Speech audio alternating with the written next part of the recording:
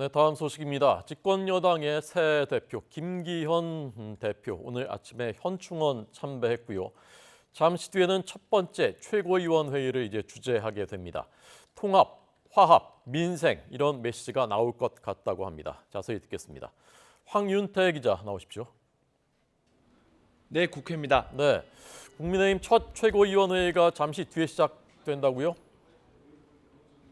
그렇습니다. 김기현 신임 대표 체제의 첫 최고위원 회의는 잠시 후 오전 10시에 열리는데요.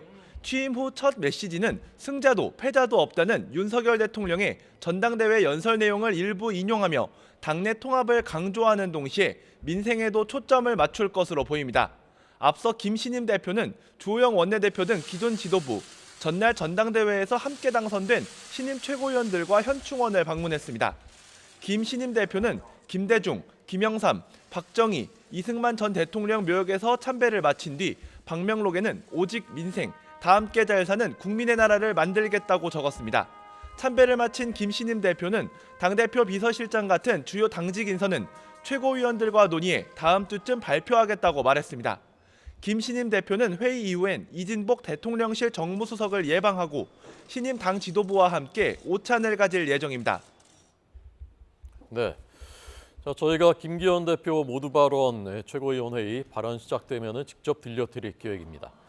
자, 오늘 국회 교육위원회에서는 정순신 변호사 아들 문제 다루게 된다고요? 그렇습니다. 현안 질의에서는 이주호 교육부 장관과 서울대, 강원도교육청 관계자와 민족사관고등학교 교장 등이 출석하는데요. 그간 제기됐던 정순신 변호사 아들의 학교폭력과 서울대 입학 과정에 대한 기본적인 사실관계 파악이 이뤄질 것으로 보입니다.